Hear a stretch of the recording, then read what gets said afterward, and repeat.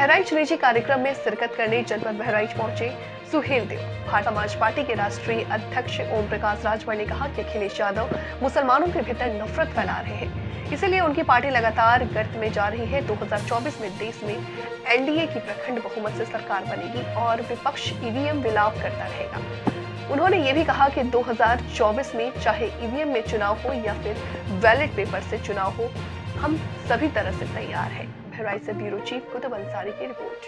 मंत्री जी जिस तरीके से लगातार जो विपक्ष है वो कह रहा है कि 2024 में हम हर हालत में विजय रथ को हम रोकेंगे बीजेपी के। क्या लगता है कि 2024 में बीजेपी कहाँ जाएगी?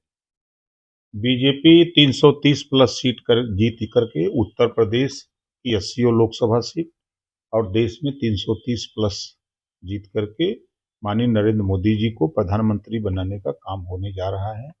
किसी के पास आज के तारीख में वो कुव्वत नहीं है कि हम यूपी में हैं, यूपी की एक सीट बता दे कोई कि हम जीत जाएंगे।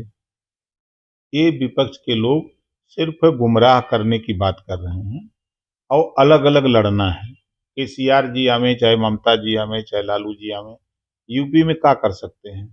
कितना वोट अखिलेश जी को दिला सकते हैं? अखिलेश जी पिछड़ों का हक लूटे 5 साल खुद मुख्यमंत्री रह करके। नाई गोंडपाल प्रजापति बिंद के वटमला निषाद चौहान राजभर आरक कर्कवंशी बंजारा बहेलिया कंगार, इसको तो इन्होंने धोखा दिया ही। मुसलमानों को धोखा दिया, सिर्फ नफरत दिया। उनके साथ है कौन? कोई है नहीं उनके साथ। वो सिर्फ बोलने के अलावा उनके पास कुछ है नहीं। वो अपने पिछले इतिहास की तरफ चले जाएं, वो अपने नेतृत्व में 17 हारे, 19 हारे, 22 हारे, 24 हारेंगे। कांग्रेस ये कह रही है कि हम नागपुर से यानी आरएसएस के गढ़ से हम अपना प्रचार शुरू करेंगे 2024 और शायद 28 दिसंबर को करने भी जा रही है। वो कहीं से रहें, विपक्ष में बैठने लायक बने रहें, बस इतना वो काम करें, ज्यादा ना बोले। आप क्या लगता है कि मंत्री पद कब कब आपको मिलेगा? जिस दिन विस्तार होगा उस दिन ओम प्रकाश राजभर शपथ लेगा। जिस तरीके से लगातार ये अब ईवीएम का रोना रो रहा है विपक्ष, ऐसे में क्या 2024 में लग रहा है कि बैलेट पेपर से चुनाव होगा? वो रो रहे हैं तो हमको हंसी आ रही है उनके रोने पर। जब वो मैनपुरी जीतते हैं तब नहीं रोते हैं, तब बाजा बजाते हैं। घोसी उपचुनाव जीतते हैं तो बाजा बजाते हैं। उत्तर प्रदेश में सरकार बनाते हैं तब ईवीएम का रोना नहीं रोते हैं। जब जनता उनको नकार देती है तो उनके पास कोई बहाना है नहीं, तो ईवीएम का ही रोना रोते हैं।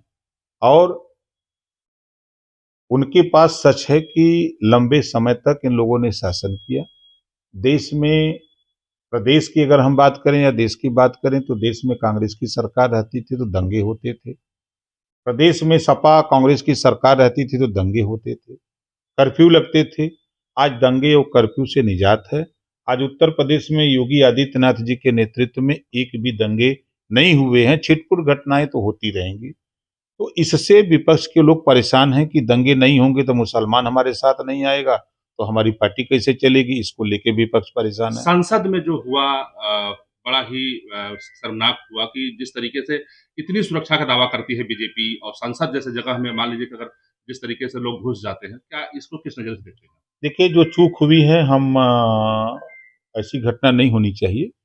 ये बड़ी चूक है। और उसमें आपने देखा कि सुरक्षाकर्मी भी सस्पेंड कर दिए, जांच के लिए आदेश भी दे दिया गया है। जो भी दोषी होगा उसको ऐसी सजा मिले कि फिर दोबारा कोई इस तरह का कदम उठाने की कोशिश न करे।